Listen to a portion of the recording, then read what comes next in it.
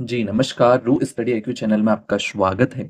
मध्य Pradesh food safety officer complete YouTube course श्रृंखला, जिसमें हमारी यूनिट सेकंड, जिसमें टॉपिक रहने वाला है विशिष्ट खाद्य समूहों का खराब होना, खाद्य दुग्ध और दुग्ध उत्पाद, मांस, पोल्ट्री, मछली, अनाज, दालें, तेल और फलियां, सब्जियां, डिब्बाबंद खाद्य पदार्थ। खराबी यानी कि खाद्य खराबी तब होती है जब किसी खाद्य पदार्थ की उपस्थिति, बनावट, गंध और स्वाद में परिवर्तन आ जाता है, जिससे वह उपभोग के लिए अनुपयुक्त हो जाता है। किसे कहते हैं खाद्य खराबी? तो खाद्य खराबी वह मानी जाती है जब उसकी उपस्थिति, बनावट, गंध और स्वाद में परिवर्तन आ जाता है, जिससे वह उपभोग के लिए अनुपयुक्त हो जाता है। यह खराबी मुख्य रूप से विभिन्न कारकों के कारण होती है, जिनमें सूक्ष्म जीवों की गतिविधि, एंजाइमों की क्रिया और रासायनिक या भौतिक परिवर्तन शामिल है। खराब होने की दर के आधार पर खाद्य पदार्थों का वर्गीकरण देखते हैं। तो खाद्य पदार्थों को उनकी खराब होने की गति के अनुसार 3 वर्गों में बांटा जा सकता है। ठीक है, एक होता है गैर नाशीवान खाद्य पदार्थ, यानी कि नॉन पेरिशेबल फूड्स। ये खाद्य पदार्थ आसानी से खराब नहीं होते और महीनों तक बिना किसी महत्वपूर्ण गिरावट के संग्रहित किए जाते हैं। उदाहरण होता है अनाज, दालें और चीनी। अर्ध नाशीवान खाद्य पदार्थ, ये खाद्य पदार्थ कुछ हफ्तों या महीनों तक खराब नहीं होते हैं, लेकिन उचित भंडारण की आवश्यकता होती है। उदाहरण होता है गेहूं का आटा, आलू, लहसुन और सेब। थर्ड आता है नाशीवान खाद्य पदार्थ। ये खाद्य पदार्थ जल्दी खराब हो जाते हैं और इन्हें विशेष संरक्षण विधियों की आवश्यकता होती है। उदाहरण दूध, दुग्ध उत्पाद, मांस, पोल्ट्री, मछली और अंडे। खाद्य पदार्थों की पहचान करेंगे कि खराब खाद्य पदार्थ कैसे होते हैं। तो उपस्थिति में एक तो परिवर्तन, सबसे पहला होता है रंग परिवर्तन। खराब खाद्य पदार्थों में असामान्य रंग हरा, नीला, काला विकसित हो सकते हैं, जैसे कि ब्रेड या फलों पर फफूंदी लगना। सेकंड होता है चिपचिपापन। मांस, मछली और दुग्ध उत्पादों पर चिपचिपी परत बन जाती है, जो बैक्टीरिया की वृद्धि को दर्शाता है। ग्रीष्म निर्माण, तो डिब्बाबंद या सीलबंद खाद्य पदार्थों में सूजन या फूला हुआ पैकिंग गैस उत्पादन का संकेत है। फफूंदी यानी कि मोल्ड ग्रोथ, चीज या ब्रेड पर हरी, काली या सफेद फजी परत दिखाई देना फंगल संक्रमण को दर्शाता है। सेकंड आता है बनावट में परिवर्तन। बनावट में परिवर्तन कैसे? नरम या गूदेदार बनावट। फल और सब्जियां अधिक नरम, गूदेदार या झुर्रीदार हो सकती हैं। उसके बाद देखते हैं सूखापन या कठोरता। तो मांस और दुग्ध उत्पाद कठोर या सूखे हो सकते हैं, जो जल निष्कासन या सूक्ष्म जीवी क्रिया के कारण होता है।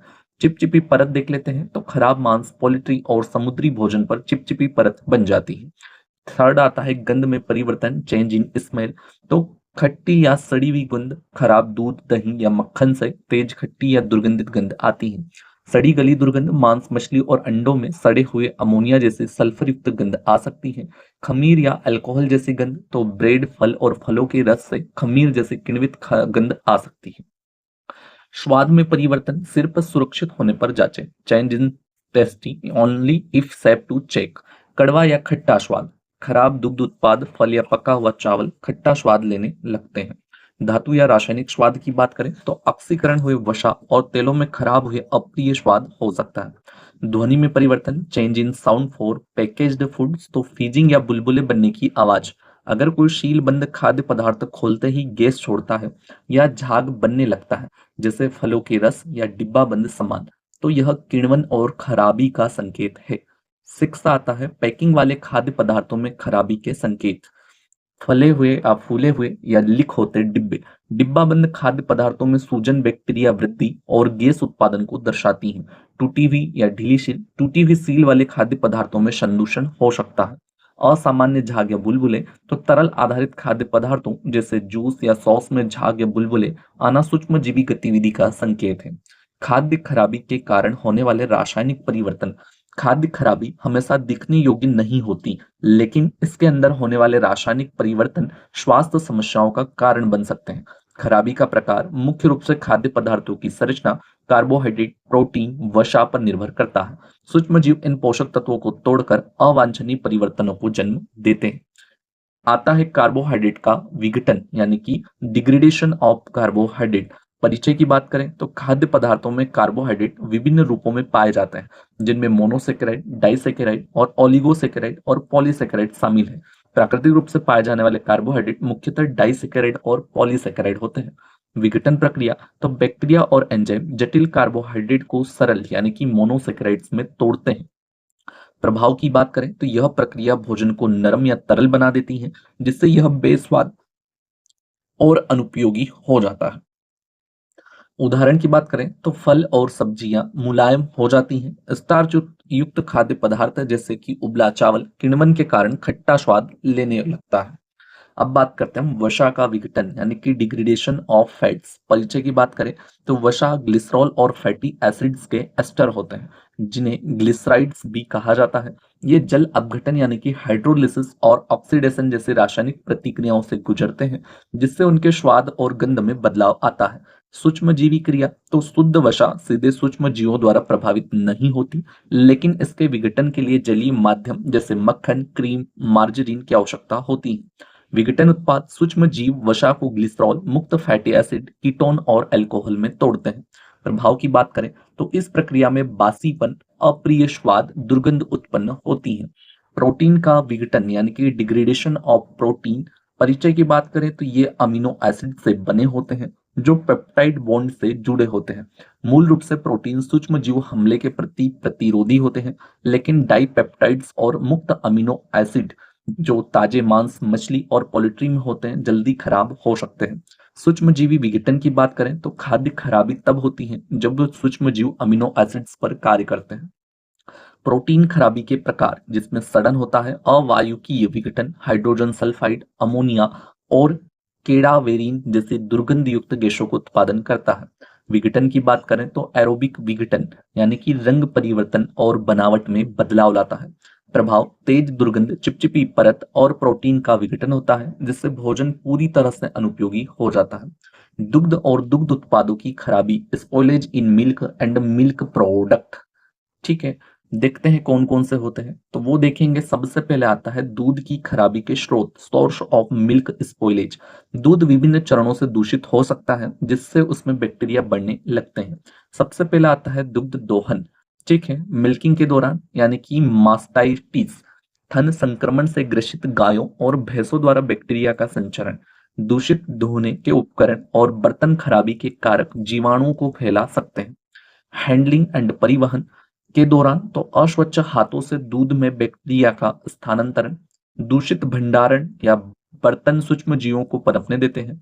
देर से रेफ्रिजरेशन से बैक्टीरिया तेजी से बढ़ सकते हैं। प्रसंस्करण की बात करें, प्रोसेसिंग के दौरान तो डेयरी संयंत्रों के दूषित उपकरणों से दूध में बैक्टीरिया आ सकते हैं। कुछ गर्मी या सहिष्णु हीट रेजिस्टेंट एंजाइम और बैक्टीरिया पाश्चराइजेशन के बाद भी बच जाते हैं, जिससे पाश्चराइज्ड दूध भी खराब हो सकता है। सेकंड आता है दूध की खराबी में शामिल सामान्य सूक्ष्म जीव यानी कि common micro organism in milk spoilage. सबसे पहले क्या होता है, सबसे पहले होता है स्यूडोमोनास एसपीपी। दूध में खराब स्वाद और रंग परिवर्तन करता है। ठीक है। सेकंड होता है फ्लेवोबैक्टीरियम, यानी दूध में पीला या नारंगी रंग विकसित करता है। थर्ड होता है स्ट्रेप्टोकोकस लैक्टीज, दूध को खट्टा बनाता है। फोर्थ होता है अल्किलीजीनस विस्कोलेटिक्स, दूध में चिपचिपापन यानी कि रोपिनेस उत्पन्न करता है। फिफ्थ होता है लैक्टोबैसिलस, अम्ल उत्पादन बढ़ाकर दूध को दही में बदलता है। क्वेश्चन क्या पूछा जाएगा, दूध को दही में परिवर्तन करने वाला माइक्रो ऑर्गेनिज्म कौन सा है, तो वो होता है लैक्टोबैसिलस। दूध में खराब स्वाद और रंग परिवर्तन कौन करता है, तो वो होता है स्यूडोमोनास एसपीपी। ठीक है भाई साहब, आगे बढ़ते हैं। पाश्चराइज्ड दूध की खराबी। पाश्चराइजेशन एक प्रभावी तकनीक है जो ज्यादातर रोगजनक यानी कि पैथोजेनिक और खराबी पैदा करने वाले बैक्टीरिया को नष्ट कर देती है, लेकिन कुछ गर्मी सहिष्णु बैक्टीरिया यानी कि थर्मोड्यूरिक बैक्टीरिया उच्च तापमान सहकर बच जाते हैं और दूध की खराबी का कारण बन सकते हैं। गर्मी सहिष्णु बैक्टीरिया यानी कि थर्मोड्यूरिक बैक्टीरिया और उनका प्रभाव। बैक्टीरिया का नाम देखिए, स्ट्रेप्टोकोकस थर्मोफिलस, अम्ल उत्पादन बढ़ाकर दूध को खट्टा करता है। उसके बाद आता है स्ट्रेप्टोकोकस फैसिकलिस, यानी कि दूध में अप्रिय गंध यानी कि ऑफ फ्लेवर्स उत्पन्न करता है। थर्ड आता है डेयरी उत्पादों को खराब करने वाला बैक्टीरिया। कौन सा होता है, तो वो होता है भाई साहब कोरियनी बैक्टीरियम लैक्टिकम। ठीक है। फोर्थ आता है माइक्रोकोकस ल्यूटीसियस, दूध के अवयवों को तोड़कर खराबी लाता है। फिफ्थ आता है बैसिलस केरियस, बीजाणु स्पोर्स यानी कि सामान्य भंडारण तापमान पर भी दूध को खराब कर सकता है। फिर तभी वही आता है जो बैसिलस सब टाइटिस, बीजाणु स्पोर्स अल्ट्रा हाई टेम्परेचर यानी कि यूएचटी दूध को खराब करता है। क्वेश्चंस क्या पूछे जाएंगे वो आपको यहां से देख लेना है, ठीक है। गर्मी सहिष्णु बैक्टीरिया जिसमें पहला आता है स्ट्रेप्टोकोकस थर्मोफिलस, अम्ल उत्पादन को बढ़ाकर दूध को खट्टा करता है। स्ट्रेप्टोकोकस फैसिकैलिस यानी कि दूध में अप्रिय गंध ऑफ फ्लेवर उत्पन्न करता है। कॉरियनेबैक्टीरियम लैक्टिकम डेयरी उत्पादों को खराब करता है। माइक्रोकोकस ल्यूटियस दूध के अवयवों को तोड़कर खराबी लाता है। बैसिलस सीरियस एंड बीजाणु स्पोर सामान्य भंडारण तापमान पर भी दूध को खराब कर सकता है। और बैसिलस सब टाइलीज यानी कि बीजाणु spores UHT ultra high temperature पर दूध को खराब करता है। दुग्ध उत्पादों की खराबी यानी कि spoilage of milk product, dairy उत्पाद जैसे कि मक्खन, पनीर और संघनित दूध यानी कि कंडेंस्ड मिल्क सूक्ष्म जीवों के संक्रमण से खराब हो सकते हैं। मक्खन की खराबी की बात करें तो उच्च वसा सामग्री के कारण मक्खन मुख्य रूप से बाशीपन और सूक्ष्म जीवी संक्रमण के लिए संवेदनशील होता है। खराबी के कारण की बात करें तो दूषित क्रीम का उपयोग जिसमें साइक्रोट्रोफिक ठंड में पनपने वाले बैक्टीरिया जो रेफ्रिजरेशन में भी जीवित रहते हैं। पाश्चराइजेशन के बाद पानी और उपकरणों से संदूषण, मक्खन को खराब करने वाले सूक्ष्म जीव जिसमें आता है बैक्टीरिया और मक्खन पर प्रभाव। एक होता है pseudomonas fluorescens and pseudomonas fragi, protein और वसा को तोड़कर फ्रूटी गंध उत्पन्न करते हैं। थर्ड सेकंड होता है अल्टर अल्ट्रोमोनास प्यूटेरिया फैशनिस और स्यूडोमोनास प्यूटेरिया फैशनिस मक्खन में सतही खराबी करते हैं और सड़ी हुई गंध उत्पन्न करते हैं। क्वेश्चंस इनके एग्जाम्पल से पूछा जाएगा। कौन सा बैक्टीरिया क्या करता है, अच्छे से याद रखना है उसका नाम और उसका प्रभाव। पनीर की खराबी की बात करें तो स्पॉइलेज ऑफ चीज, पनीर को दूध के खट्टेपन या पकने की प्रक्रिया से बनाया जाता है। हालांकि यह असामान्य किण्वन एबनॉर्मल फर्मेंटेशन और सूक्ष्मजीवी संक्रमण के प्रति संवेदनशील होता है, जिससे इसका स्वाद, बनावट और रंग खराब हो सकते हैं। पनीर की खराबी के लिए जिम्मेदार सूक्ष्मजीव, पनीर पर फफूंदी का विकास होता है, मोल्ड ग्रोथ ऑन चीज, जिसमें penicillium SPP, cladosporium SPP, candida SPP और म्यूकर एसपीपी ये पनीर की सतह पर रंग परिवर्तन और खराबी परिवर्तन करते हैं या उत्पन्न करते हैं। जीवाणु जनित खराबी जिसमें बैक्टीरिया आता है उसका प्रभाव आता है। स्यूडोमोनास एसपीपी जो कि पनीर को चिपचिपा यानी कि स्लीमी टेक्सचर प्रदान करता है। कोलीफॉर्म बैक्टीरिया जिसमें ई कोलाई इंट्रोबैक्टर होता है जो कि गैस निर्माण कर पनीर की बनावट को बिगाड़ देते हैं। थर्ड आता है क्लोस्ट्रीडियम एसपीपी और बैसिलस एसपीपी, पनीर में गैस बनने के मुख्य कारक यही होते हैं। खमीर जनित खराबी यानी कि स्पॉइलेज जिसमें आता है रोडोट्रोरूला एसपीपी, पनीर पर गुलाबी रंग यानी कि पिंक कॉलोरेशन उत्पन्न करता है। मीठे संघनित दूध की खराबी स्पॉइलेज ऑफ स्वीटनेड कंडेंस्ड मिल्क, मीठे संघनित दूध में 8% दूध वसा, 23% दूध ठोस पदार्थ और सुक्रोज होता है। सुक्रोज पानी की गतिविधि वाटर एक्टिविटी AW को कम करता है, जिससे सूक्ष्मजीव खराबी की संभावना घटती है। खराबी के कारण क्या होते हैं? काजेज ऑफ स्पॉइलेज, तो कैनिंग या प्रसंस्करण के दौरान संदूषण होता है। केन में दूध की मात्रा कम भरने से फफूंदी विकसित हो सकती है। गैस बनने से केन फूल सकता है। शामिल सूक्ष्मजीव या माइक्रो ऑर्गेनिज्म जो इन्वॉल्व होते हैं, तो भाई सब सूक्ष्मजीव और उनके प्रभाव। प्रभाव पहले देखिएगा, मीठे दूध में बढ़कर खराबी उत्पन्न करता है। कौन सा बैक्टीरिया होता है? वो होता है ऑस्मोफिलिक ईस्ट, ठीक है। जिसमें सेकंड आता है फफूंदी, अगर दूध संदूषित हो जाए तो विकसित हो सकते हैं मॉल्ट्स यानी कि फफूंदी। स्प्रे ड्राइड दूध पाउडर की खराबी spoilage of spray dried milk powder, spray dried दूध पाउडर गाढ़े दूध को 150 से 260 डिग्री सेल्सियस तापमान पर स्प्रे ड्राइंग प्रक्रिया से बनाया जाता है। खराबी को प्रभावित करने वाले कारक कच्चे दूध में उपस्थित सूक्ष्मजीव, प्रसंस्करण के दौरान स्वच्छता यानी कि सैनिटेशन की स्थिति। जिम्मेदार सूक्ष्मजीव बैक्टीरिया प्रभाव जिसमें होता है माइक्रोकोकस फ्लेवर्स, ठीक है, गर्मी सहन करने वाला जीवाणु होता है। थर्मोड्यूरिक बैक्टीरिया जो उच्च तापमान में भी जीवित रहता है। कौन सा होता है? तो माइक्रोकोकस फ्लेवर्स। बैसिलस सबटाइल्स स्पोर बीजाणु बनाता है जिससे दूध सूखने के बाद भी खराब हो सकता है। पांचवा होता है जमे हुए दुग्ध मिठाइयों की खराबी, spoilage of frozen dairy desserts. इनमें आइसक्रीम, शरबत, कस्टर्ड और अन्य जमे हुए उत्पाद शामिल होते हैं। ये दूध, क्रीम, फल, मेवे, अंडे और विभिन्न योजकों से बनाया जाता है। खराबी के कारण सामग्री में सूक्ष्म जीव संदूषण होता है, गलत पाश्चुराइजेशन जिससे स्पोर बनने वाले जीवाणु बच सकते हैं। पाश्चुराइजेशन के बाद फ्रीजिंग में देरी होती है। आइसक्रीम की खराबी की बात करें, स्पॉइलेज ऑफ आइसक्रीम जिसमें बैक्टीरिया होता है उनका प्रभाव होता है। तो सबसे पहले दूषित अंडों में पाया जाता है और आइसक्रीम में खराबी लाता है कौन सा बैक्टीरिया, तो सोले या सेलोमोनेला एसपीपी, सेलोमोनेला बैक्टीरिया जो होता है जो दूषित अंडों में पाया जाता है और आइसक्रीम में खराबी लाता है। गर्मी सहन करने वाले एंट्रोटॉक्सिन्स, ठीक है, बनाता है जिसमें खाद्य जनित बीमारी यानी कि फूड बोर्न इलनेस हो सकती है। वो होता है कौन सा, तो स्टेफाइलोकोकस ऑरियसिस। ठीक है, गलत भंडारण और हैंडलिंग बैक्टीरिया के विकास और खराबी को बढ़ावा देता है। अब हम बात करते हैं स्पॉइलेज ऑफ मीट, मांस की खराबी के बारे में पढ़ना है। क्या पढ़ना है, मांस, meat of, spoilage of meat, मांस काटे गए पशुओं की मांसपेशियों से प्राप्त होता है। इसकी उच्च जल सामग्री AW0.99 और पोषक तत्वों की प्रचुरता इसे सूक्ष्म जीवों के विकास के लिए आदर्श माध्यम बनाती है, जिससे इसकी खराबी स्पॉइलेज हो सकती है। मांस की खराबी को प्रभावित करने वाले कारक, फैक्टर्स इन्फ्लुएंसिंग मीट स्पॉइलेज, प्रारंभिक सूक्ष्म जीव भार जिसमें इनिशियल माइक्रोफोलेरा होता है, पशु की त्वचा, आंत, श्वसन तंत्र में पहले से मौजूद सूक्ष्म जीव इसके सेल्फ लाइफ को निर्धारित करते हैं। स्लॉटर हाउस में स्वच्छता अच्छी हो तो बैक्टीरिया का प्रसार कम होता है। सेकंड होता है पीएच में बदलाव, तो मृत्युपरांत मांसपेशियों में मौजूद ग्लाइकोजन लैक्टिक एसिड में बदल जाता है जिससे पीएच घटकर 7.0 से 5.6 तक हो जाता है। अगर पशु वध से पहले तनाव या उत्तेजना में हो तो ग्लाइकोजन पहले ही समाप्त हो सकता है जिससे पीएच लगभग 7.0 पर बना रहता है और बैक्टीरिया तेजी से पनपते हैं। ऑक्सीकरण अपचयन क्षमता यानी कि ऑक्सीडेशन रिडक्शन पोटेंशियल, तो मांस की सतह वायवीय यानी कि एरोबिक होती है जो वायवीय बैक्टीरिया, खमीर, ईस्ट और फफूंद यानी कि मोल्ड्स के विकास के लिए उपयुक्त होती है। आंतरिक भाग अवायवीय यानी कि एनारोबिक होता है जहां क्लोस्ट्रीडियम एसपीपी जैसे अवायवीय बैक्टीरिया विकसित होते हैं जिससे सड़न यानी कि प्यूट्रिफिकेशन होती है।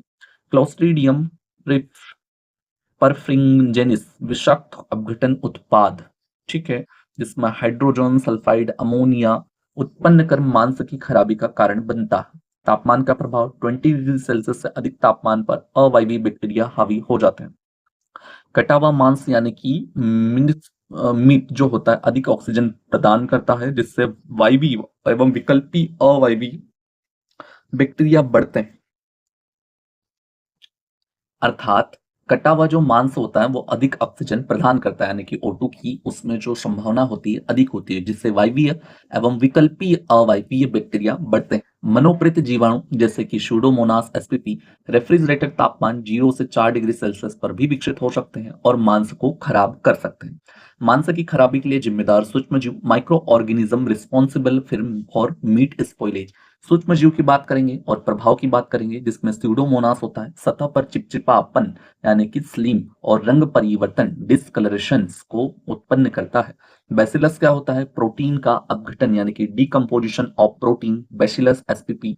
माइक्रोकोकस यानी कि दुर्गंध और चिपचिपापन उत्पन्न करता है। क्लोस्ट्रीडियम परफ्रिंजेनस यानी कि अवायवीय स्थितियों में सड़न प्यूट्रिफिकेशन करता है। और होता है corynebacterium SPP, listeria SPP, aerobacter SPP सामान्य मांस खराबी यानी कि जनरल स्पॉइलेज के लिए जिम्मेदार होते हैं।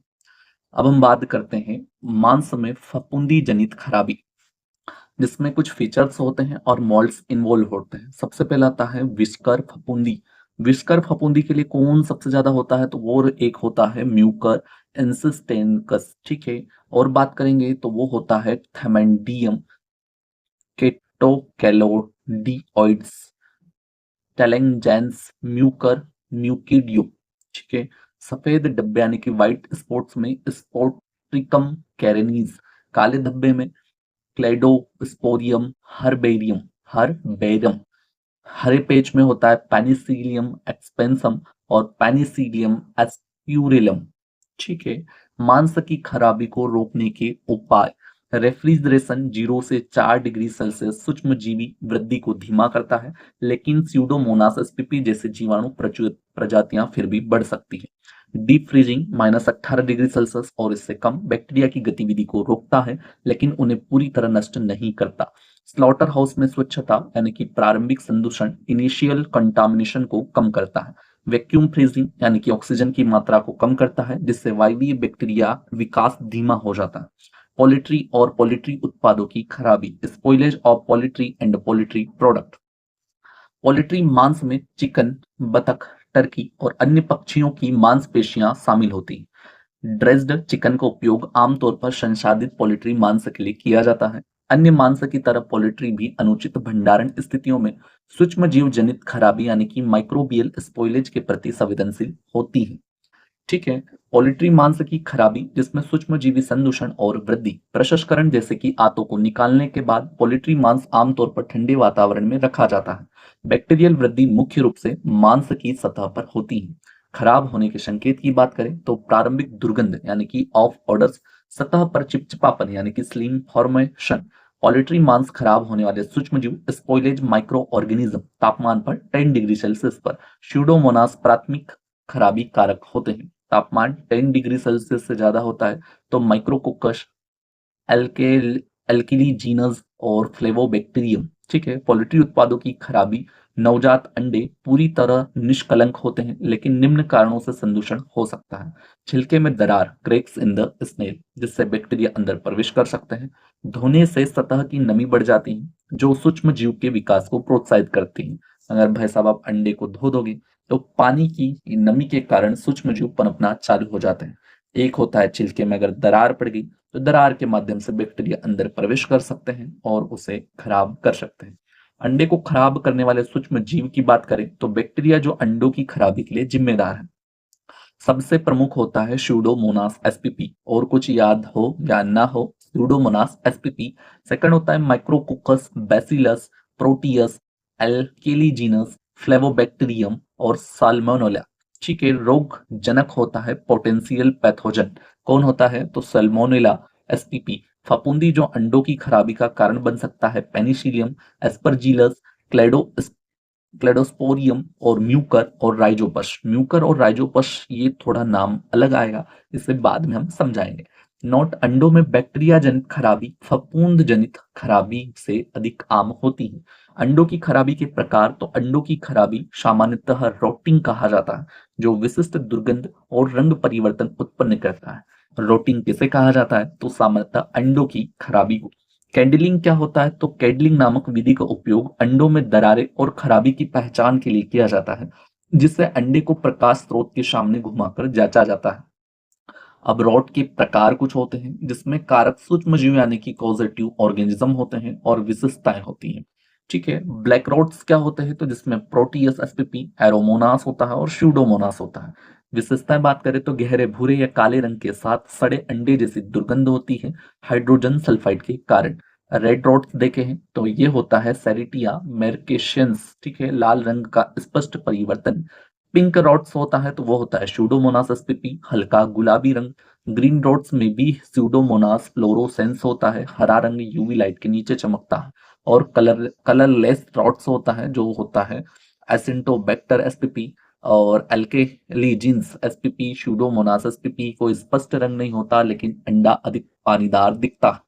सबसे आम रॉट्स ग्रीन, कलरलेस और ब्लैक रॉट्स हैं। पिंक रॉट कम बार देखा जाता है।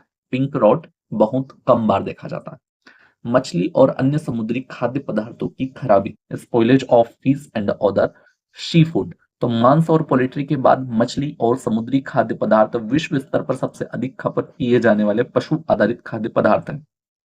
भारत अपनी विशाल तटरेखा और उनके अंतर्देशीय जल स्रोतों के कारण दुनिया के अग्रणी मछली उत्पादक देशों में से एक है।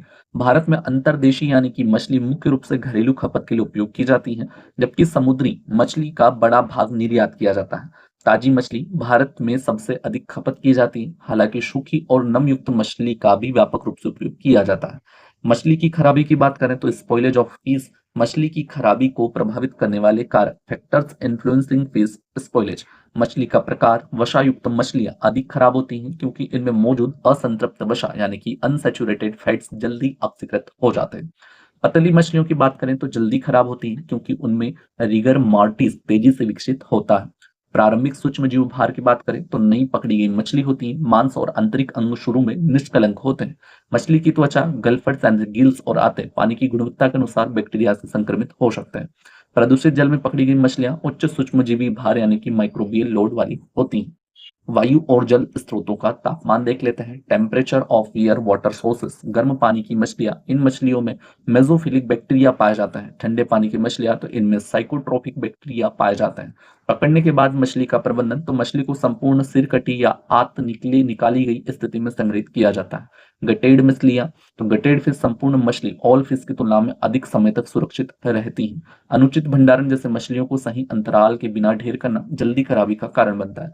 बर्फ का उपयोग, आइस स्टोरेज, यदि प्रदूषित पानी से बनी तो यह बैक्टीरिया को फैला सकती है। क्रॉस संदूषण, मछली को पकड़ने के जाल, नावे, टोकरी और अस्वच्छ भंडारण कंटेनर से संक्रमण फैल सकता है। मछली में रासायनिक परिवर्तन, ऑटोलेटिक एंजाइम बैक्टीरिया के साथ मिलकर मछली को तेजी से खराब करते हैं। मछली में मौजूद उच्च असंतृप्त वसा अम्ल यानी कि प्यूफा यानी कि पॉली अनसैचुरेटेड फैटी एसिड तेजी से ऑक्सीजन या ऑक्सीडेटिव रेसिडिटी का कारण बनते हैं। क्वेश्चंस आने की संपूर्ण संभावनाएं रहती है, थोड़ा ध्यान से पढ़िएगा। मछली में मौजूद उच्च असंतृप्त वसा अम्ल यानी कि प्यूफा यानी कि पॉली अनसैचुरेटेड फैटी एसिड्स तेजी से ऑक्सीडेटिव रेसिडिटी का कारण बनते हैं। मछली में मौजूद ट्राइमिथाइलामाइन ऑक्साइड, ठीक है, TMAO, ट्राइमिथाइलामाइन TMA में परिवर्तित हो जाता है, जिससे बासी मछली जैसी दुर्गंध आती है जो खराबी का संकेत है। अगला बढ़ते हैं टॉपिक, मछली की खराबी के लिए जिम्मेदार सूक्ष्म जीव। Micro organism causing fish spoilage, pseudomonas सबसे प्रमुख। एसिंटोबैक्टर होता है, मोरेक्सिला एसपीपी और flavobacterium SPP. Types of spoilage in fish and sea food, ठीक है, तो types of sea food micro organism होते हैं, स्पॉइलेज इफेक्ट होते हैं। फ्रेश फिश होता है जिसमें स्यूडोमोनास एसपीपी और एसिंटोबैक्टर होता है। इसमें ऑफ ऑर्डर्स होते हैं, इसमें hydrogen sulphide orders, fruity orders, ठीक है। साल्टेड फिश होता है तो वो होता है हेलोबैक्टीरियम एसपीपी, पिंक डिस्कलरेशन होता है। श्रिम्स यानी कि स्यूडोमोनास होता है और ऑर्डर्स होते हैं। और ऑयस्टर्स होते हैं जिसमें रोडोटोरियुला, ठीक है, रोडोटोरियुला एसपीपी, पिंक डिस्कलरेशन होता है। फलों और सब्जियों का खराब होना, फफूंद और बैक्टीरिया द्वारा खराब होना, तो प्राथमिक खराब होने वाले जीव फलों और सब्जियों के पीएच पर निर्भर करते हैं। फल, इनमें कम पीएच लगभग 5 होने के कारण मुख्य रूप से फफूंद जनित खराबी होती है। सब्जियों की बात करें तो इनका पीएच 5.0 से 7.0 के बीच होता है, जिससे फफूंद और बैक्टीरिया दोनों से प्रभावित होती हैं। पेक्टोलिटिक एंजाइम की भूमिका, फफूंद और बैक्टीरिया पेक्टोलिटिक एंजाइम छोड़ते हैं जो ऊतकों को नरम करके सड़न का कारण बनते हैं। सड़न बनना फलों और सब्जियों में खराबी का मुख्य संकेत है। फफूंद जनित खराबी यानी कि फंगल स्पॉइलेज, फलों और सब्जियों में फफूंद सबसे प्रमुख खराबी करने वाला जीव है। प्रमुख खराबी उत्पन्न करने वाले फफूंद शामिल है जिसमें penicillium SPP, blue rot, rhizopus SPP, soft rot होता है, स्क्लेरोटीनिया, ठीक है, एसपीपी सब्जियों में वाटरी स्पॉट या सॉफ्ट रोट, फलों में ब्राउन रोट आदि। जियोट्रिकम एसपीपी सौर रोट होता है और अल्टरनेरिया एसपीपी ब्लैक रोट गोभी, फूल गोभी, आलू, नींबू, संतरा, सेब, नाशपाती में होता है। कौन सा? Alternaria SPP. बैक्टीरिया जनित खराबी की बात करें तो सफेद या फफूंद की तुलना में बैक्टीरिया द्वारा खराबी कम होती है, लेकिन कुछ बैक्टीरिया महत्वपूर्ण भूमिका निभाते हैं जैसे कि एरवीना एसपीपी, ठीक है, ये होता है सब्जियों में सॉफ्ट रॉट उत्पन्न करता है। स्यूडोमोनास एसपीपी विभिन्न सब्जियों को खराब करता है। फलों और सब्जियों में फफूंद जनित खराबी के प्रकार। फल और सब्जियां, अधिकांश फल और कुछ सब्जियां फफूंद का वंश पेनिसिलम, ठीक है, सीलियम, ठीक है, ब्लू रोट उत्पन्न करता है। खराबी का प्रभाव क्या होता है? Blue rot. कई फल और सब्जियां जिसमें रिजोपस होता है सॉफ्ट रोट के लिए, कई फल और सब्जियां जिसमें स्क्लेरोटिनिया, सब्जियों में वाटरी स्पॉट, फलों में ब्राउन। आलू, टमाटर, खट्टे फल और अन्य सब्जियों में होता है जियोट्रिकम, ठीक है, और फूल गोभी, आलू, नींबू, संतरा, सेब, नाशपाती में होता है अल्टरनेरिया ब्लैक रॉट। अनाजों और अनाज उत्पादों को खराब होना, तो ब्रेड, ब्रेड सबसे अधिक खपत किए जाने वाले अनाज उत्पादों में से एक है। इसका खराब होना मुख्य रूप से फफूंद यानी कि मोल्ड्स के कारण होता है। ब्रेड में सामान्य रूप से खराबी करने वाले फफूंद राइजोपस निग्रिकेंस यानी कि काले धब्बे, पेनिसिलियम एक्सपेंसम या एस्परजिलस निगर हरे धब्बे, और मोनिला सिटोफिला यानी कि गुलाबी रंग, और सेरिटिया मेर्केसेंस यानी कि लाल या रक्त जैसी ब्रेड। और रोपीनेस क्या होता है? तो रोपीनेस होता है यह बैसिलस सबटाइटल्स या बैसिलस लीचेन फॉर्मिस द्वारा ब्रेड के प्रोटीन और स्टार्च को तोड़ने का कारण होता है, जिससे ब्रेड चिपचिपी और धागेदार हो जाती है। किससे? तो यह बैसिलस सबटाइल्स या बैसिलस लिचेने इनफॉर्मिस द्वारा ब्रेड के प्रोटीन और स्टार्च को तोड़ने के कारण होता है, जिससे ब्रेड चिपचिपी और धागेदार हो जाती है। प्रोपियोजेनिक एसिड जैसा संरक्षक यानी कि प्रिजर्वेटिव्स के उपयोग से वाणिज्यिक ब्रेड का खराब होना काफी हद तक कम हो गया।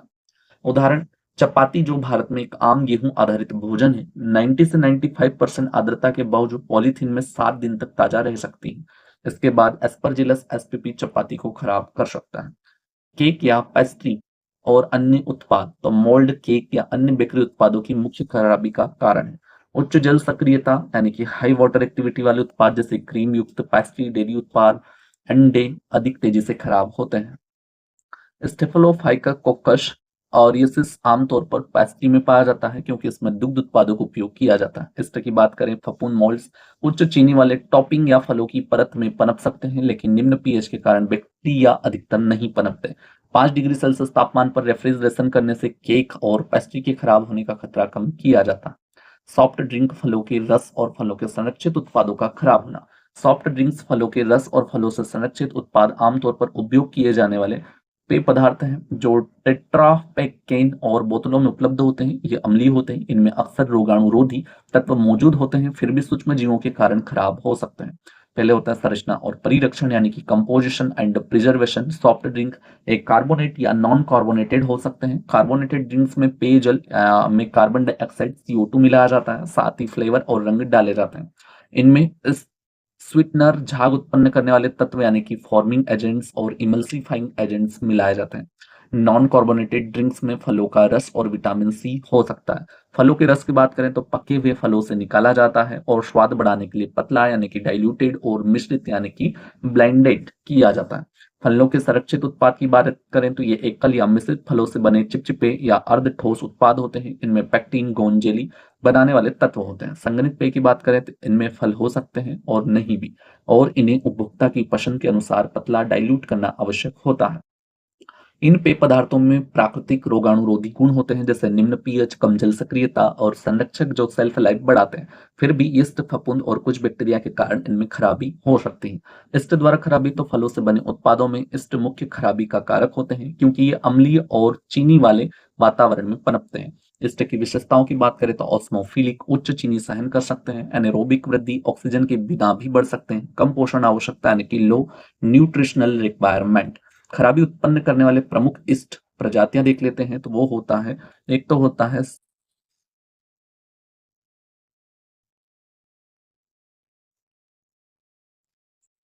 खराबी उत्पन्न करने वाले प्रमुख ईस्ट प्रजातियों के अंतर्गत एक हमारा आता है सेक्रोमाइसेस सेरेविसी, और एक होता है सेक्रोमाइसेस सेवे लियरी। ईस्ट के कारण होने वाली प्रमुख समस्याओं की बात करें तो CO2 निर्माण, जो कि गैस उत्पादन जिससे फूल सकते हैं। घुसपैठ यानी कि टर्बिडिटी, तरल में धुंधलापन। क्लंपिंग और फ्लोक्यूलेशन, तरल में बादल जैसी जमावट।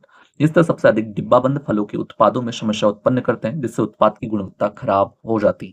फफूंद द्वारा खराबी, तो ईस्ट की तरह फफूंद भी अम्लीय वातावरण में जीवित रह सकते हैं, कम जल सक्रियता में पनप सकते हैं और न्यूनतम पोषण पर भी बढ़ सकते हैं।